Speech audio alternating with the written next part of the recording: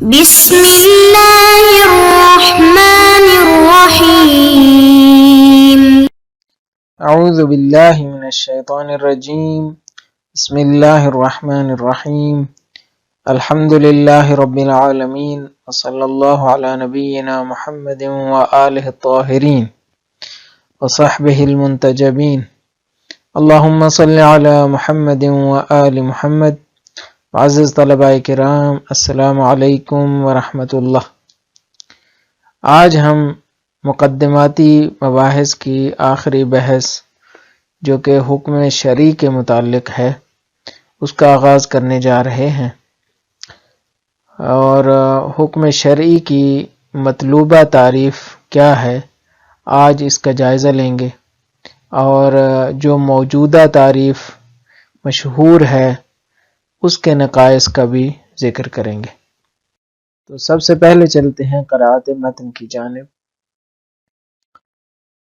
فرماتے ہیں کہ عرفنا ان علم الاصول يدرس العناصر المشتركة في عملية استنباط الحكم الشرعي، ولأجل ذلك يجب أن نكون فكرة عامة منذ البدء عن الحكم الشرعي الذي يقوم علم الأصول بتحديد العناصر المشتركة في عملية استنباطه. الحكم الشرعي هو التشريع الصادر من الله تعالى لتنظيم حياة الإنسان، والخطابات الشرعية في الكتاب والسنة مبرزة للحكم وكاشفة عنه، وليست هي الحكم الشرعي نفسه. وعلى هذا الضوء يكون من الخطأ تعريف الحكم الشرعي بالصيغة المشهورة بين قدماء الأصوليين، إذ يعرفونه بأنه الخطاب الشرعي المتعلق بأفعال المكلفين، إذ الصحيح أن الخطاب كاشف عن الحكم والحكم هو مدلول الخطاب. یہ تو عبارت تھی، آئیے چلتے ہیں اس عبارت سے ماخوذ نکات کی جانب. پوری جو مکمل بحث ہے اس پر سب سے پہلے طائرانہ نظر ڈال لیتے ہیں تاکہ ہمیں بڑی تصویر کا علم ہو کہ یہ بحث کن مباحث کو اندر سموئے ہوئے ہے. مکمل طور پہ یہ جو حکم شرعی کی بحث ہے اس میں 3 بحثیں آئیں گی.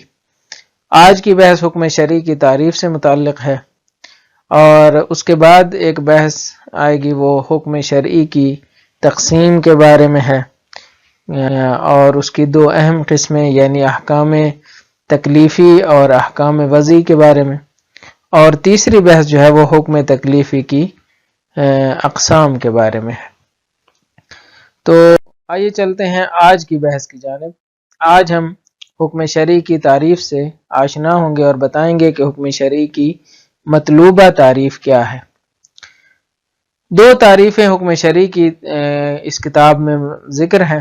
ایک تعریف شہید صدر کی تعریف ہے جو کہ مطلوبہ تعریف ہے، یعنی جو مختار جسے کہتے ہیں تعریف المختار، اور دوسری قدماء اصولیین کی تعریف ہے کہ جو گزشتہ اصولی تھے ان علماء نے حکم شرعی کی جو تعریف بیان کی ہے اس کے اوپر شہید صدر کو اعتراض ہے، اور کیونکہ وہ تعریف ناقص ہے، اس کے اندر نقائص پائے جاتے ہیں، اس لیے شہید صدر نے ایک نئی تعریف تجویز کی ہے. تو سب سے پہلے چلتے ہیں شہید صدر کی جو نظر ہے اس کی جانب، اور ان کی طرف سے جو تجویز کردہ حکم شرعی کی تعریف ہے اس کو دیکھنے کی کوشش کرتے ہیں. شہید صدر نے جو تعریف دی ہے وہ یہ ہے کہ الحکم الشرعی التشریع الصادر من اللہ تعالی لتنظیم حیات الانسان. حکم شرعی ایک ایسا قانون ہے، تشریع یعنی قانون گزاری، ایک ایسا قانون ہے جو اللہ کی طرف سے صادر ہوتا ہے. اور یہ کیوں صادر ہوتا ہے؟ لتنظیم حیات الانسان، یہ اس لیے صادر ہوتا ہے تاکہ انسان کی زندگی کو منظم کرے، انسان کی زندگی میں نظم لائے، انسان کی زندگی کو ایک رخ دے، ایک خاص جہت عطا کرے۔ تو ایک ایسی جہت جو کہ انسان کی زندگی کو اللہ تعالی کی طرف سے عطا ہوتی ہے، اس عطا ہونے والی جہت کے لیے جو قانون وضع کیا جاتا ہے اس کو حکم شرعی کہتے ہیں۔ یہ شہید صدر نے تعریف کی ہے۔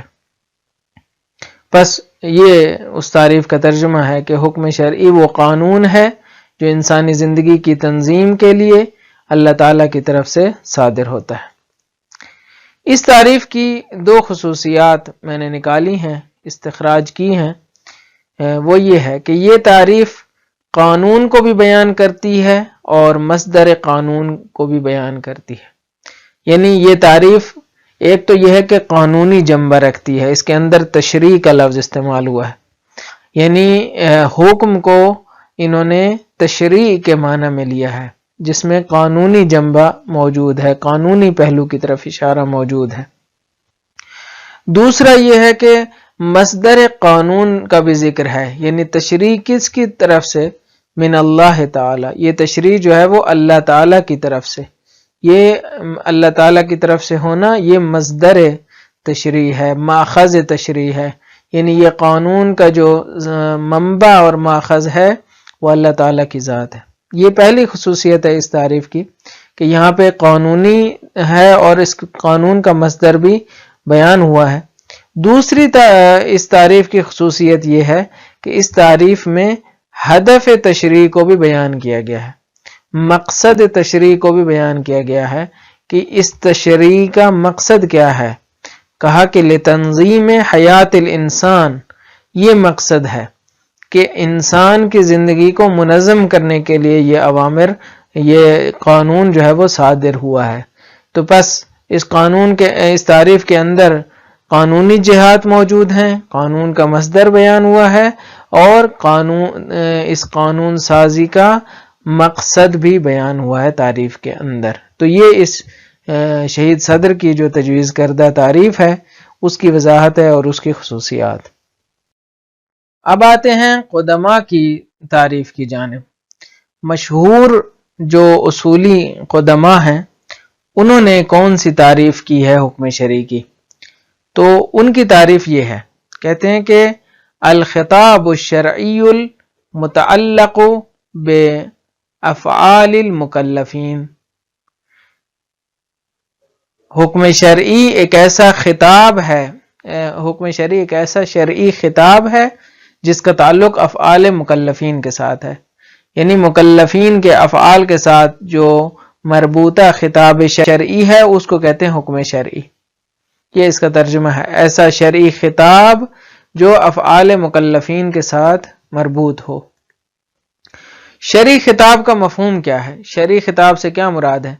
شرعی خطاب یعنی اللہ تعالیٰ کی طرف سے پیش ہونے والے، اللہ تعالیٰ کی طرف سے بیان ہونے والے اوامر اور نواہی، اس کو کہتے ہیں خطابات۔ یعنی اللہ تعالیٰ نے جو ہمیں امر اور دستور دیے ہیں، جن چیزوں کا حکم دیا ہے اور جن چیزوں سے روکا ہے، کیونکہ اس میں تخاطب موجود ہے۔ خطاب یعنی تخاطب، یعنی اللہ نے جہاں پہ ہمیں مخاطب قرار دیا، یا ایھا الذین آمنوا، اے ایمان والو، اقیموا الصلاۃ، نماز پڑھو، ارکعوا مع الراکعین، رکوع کرنے والوں کے ساتھ رکوع کرو۔ اللہ نے خطاب کیا اور خطاب یعنی مخاطب قرار دیا ایمان والوں کو، یا امر کے ذریعے خطاب قرار دیا، یا کہا نہیں یہ کام نہ کرو، لا تقربوا الزنا انہ کان فاحشہ، یہ خطاب ہے، یعنی اے ایمان والو زنا کے قریب نہ جاؤ کہ یہ فحش ہے اور فاحش کام ہے، غلط کام ہے، برا کام ہے، وساء سبیلا، برا راستہ ہے۔ تو یہ کیا ہے؟ یہ خطاب کا مفہوم ہے، یعنی ایسی چیزیں، ایسے اوامر اور نواہی جن کے ذریعے شارع مقدس یعنی اللہ تعالی ہمیں تخاطب کرتا ہے، اس کو کہتے ہیں شرعی خطاب، چاہے وہ امر کے ذریعے ہو چاہے نہی کے ذریعے ہو۔ دوسرا کیا؟ افعال مکلفین، ان سے کیا مراد ہے؟ افعال مکلفین سے مراد وہ چیزیں ہیں کہ جو انسان کیا کرتا ہے، انجام دیتا ہے. یعنی مکلف یعنی جو ذمہ دار ہے، یعنی مراد انسان ہے، انسان مومن، کہ جس کو اللہ تعالیٰ نے مکلف کیا ہے. تو اس کے جو افعال ہیں، یعنی چاہے وہ ایسی چیزیں ہوں کہ جو اس نے ترک کرنی ہے، چاہے وہ ایسی چیزیں ہوں جو اس نے انجام دینی ہے. تو انجام دیے جانے یا ترک کیے جانے کے متعلق جتنے بھی خطابات ہیں ان کو کیا کہتے ہیں؟ ان کو کہتے ہیں حکم شرعی. پس افعال مکلف سے مراد کیا ہو گیا؟ وہ چیزیں جو مکلف کے فعل سے مربوط ہیں، یعنی مکلف نے انجام دینی ہے یا ترک کرنی ہے. مکلف سے مراد بھی بتا دیا کہ جس کو اللہ تعالیٰ نے ذمہ داری دی ہے. ایک انسان جس کے پاس عقل ہو، جو بالغ ہو اور رشید ہو، تو اللہ تعالیٰ اس کو ذمہ دار ٹھہراتا ہے، اس کو کہتے ہیں مکلف. تو یہ ہو گئی مشہور کی تعریف کہ ایسا شرعی خطاب جو افعال مکلفین کے متعلق ہو اس کو کہتے ہیں حکم شرعی. شہید کا جو سب سے پہلا اعتراض ہے اور اس تعریف کا جو پہلا نقص ہے وہ آج کے سبق میں ہم بیان کریں گے، اور باقی جو دوسرا اعتراض ہے اور جو دوسرا نقص ہے اس کو ہم کل کے سبق میں بیان کریں گے. پہلا اعتراض اس کا یہ ہے کہ خطابات شرعی یعنی اوامر اور نواہی، یعنی اللہ تعالیٰ کی طرف سے جو احکام آتے ہیں، چاہے وہ امر کی شکل میں ہوں چاہے وہ نہی کی شکل میں ہوں، اس کی طرف ناظر ہے. پہلا اعتراض کس کی طرف ناظر ہے؟ اس کی طرف ناظر ہے، خطابات شرعی کی طرف. تو سب سے پہلا اعتراض یہ ہے کہ خطابات شرعی حکم نہیں ہے، آپ نے اس کو حکم شرعی کہا ہے، جبکہ خطاب شرعی سورس ہے، کاشف از حکم ہے، نہ کہ خود حکم. یعنی ایک ہوتا ہے حکم، مثلا نماز پڑھو، یہ حکم ہے. نماز کا وجوب کیا ہے؟ حکم ہے. تو اصل حکم وہ قانون ہے کہ جو اللہ کی طرف سے آیا ہے، کہ جو واجب کی شکل میں ہے، حرام کی شکل میں ہے یا مستحب کی شکل میں ہے. تو یہ قانون کیا ہے؟ حکم ہے. اس قانون کو بیان کرنے کے لیے اللہ نے کچھ الفاظ اتارے ہیں، کچھ الفاظ نازل کیے ہیں. ان کو کہا ہے مثلا اقیم الصلاۃ، تو یہ اقیم و خطاب ہے. تو شہید کہتے ہیں کہ یہ اقیمو حکم شرعی نہیں ہے، اس اقیمو سے حاصل ہونے والا جو قانون ہے وہ حکم شرعی ہے. اس اقیمو کو بیان کرنے، جس قانون کو بیان کرنے کے لیے اقیمو اترا ہے، اقیمو نازل ہوا ہے، وہ حکم ہے. پس یہ خطاب جو شریعت کا ہے یہ کاشف از حکم ہے، حکم کا سورس ہے، حکم کو پہنچانے کا ذریعہ ہے. اصل حکم اس کے پیچھے ہے، اصل حکم اس سے پہلے ہے. تو یہ فرق ہو گیا. پہلا اعتراض یہ ہو گیا کہ جو خطابات شرعی ہیں، اقیمو ہے، یہ سورس ہے، حکم کا ذریعہ ہے، کاشف از حکم ہے، مبرز حکم ہے، نہ کہ خود حکم. تو آئیے چلتے ہیں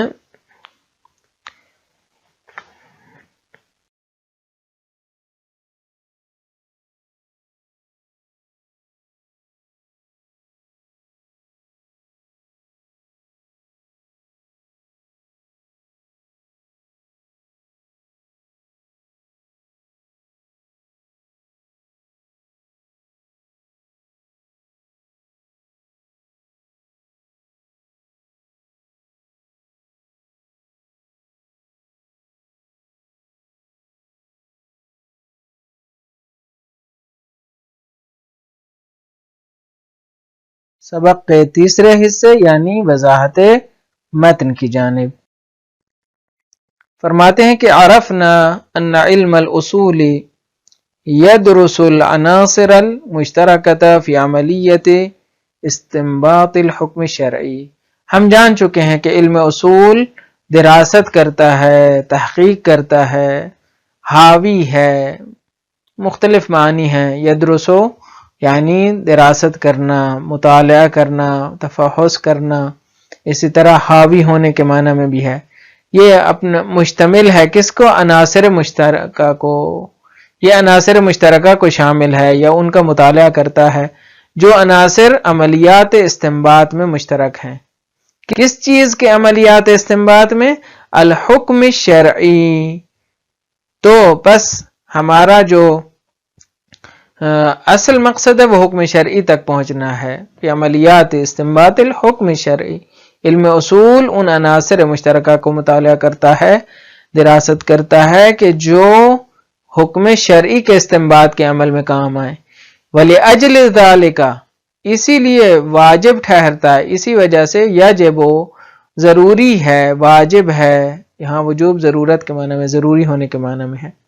ان نکون فکرۃ عامۃ منذ البدء عن الحکم الشرعی، کہ ہم عمومی سوچ کو تکوین کریں، یعنی تشکیل دیں، یعنی بیان کریں. ہم عمومی سوچ کو تشکیل دیں کس چیز کے بارے میں؟ منذ البدء، اسی ابتدا ہی سے، یعنی ابتدا ہی میں ہمارے لیے یہ بھی ضروری ٹھہرتا ہے.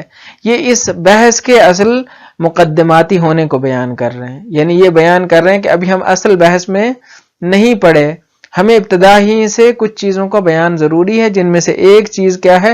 حکم شرعی ہے. لِأَجْلِ ذَلِكَ، اسی وجہ سے، کیونکہ علم اصول حکم شرعی کے استنباط کے لیے ہے، اس وجہ سے واجب اور لازم ہے کہ ان نکون فکرۃ عامۃ منذ البدء عن الحکم الشرعی، کہ ہم عمومی سوچ کو تکوین اور تشکیل دیں ابتدا ہی سے، یعنی ابھی سے، ابھی ہم وارد نہیں ہوئے اصل بحث میں حکم شرعی کے بارے میں.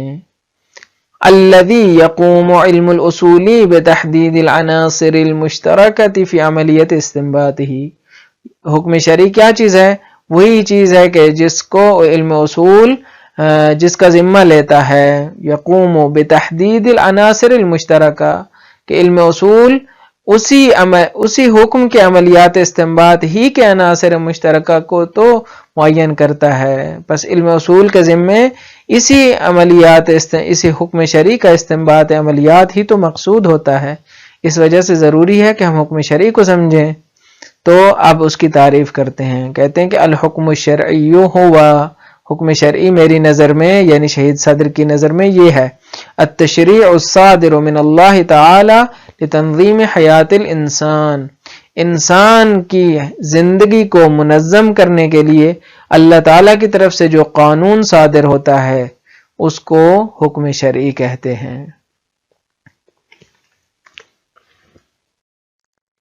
والخطابات الشرعیۃ فی الکتاب والسنۃ مبرزۃ للحکم، اور جو خطابات شرعی ہیں قرآن اور سنت میں، اقیموا الصلاۃ، ارکعوا مع الراکعین، آتوا الزکاۃ، لا تقربوا الزنا، اوفوا بالعقود، اس طرح کی جتنے بھی کتاب و سنت میں خطابات شرعی ہیں، یعنی اوامر اور نواہی ہیں، یعنی احکام ہیں جو اللہ نے، یعنی اللہ تعالیٰ کی طرف سے زبان الفاظ کی شکل میں آئے ہیں، کہتے ہیں مبرزۃ للحکم وکاشفۃ عنہ، یہ اس حکم کو ابراز کرنے کے لیے ہیں، یہ اس کے حکم کو کشف کرنے کے لیے ہیں.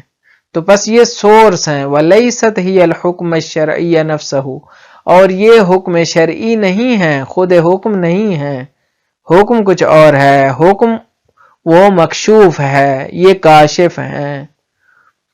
وعلی ھذا الضوء یکون من الخطأ، اس بنا پر، اس بیان کی روشنی میں ہمارے لیے واضح ہو جاتا ہے کہ یکون من الخطأ، کہ غلط ہوگا، خطا ہوگی کہ ہم کیا کریں؟ تعریف الحکم الشرعی بالصیغۃ المشہورہ، کہ حکم شرعی کو تعریف کیا جائے مشہور صیغے کے ذریعے، مشہور جملے کے ذریعے. کون سا مشہور جملہ؟ وہ مشہور جملہ جو قدماء اصولیین نے دیا ہے، بین قدماء الاصولیین، یہ جملہ جو مشہور ہو چکا ہے قدماء اصولیوں کے درمیان. وہ کیا تھا؟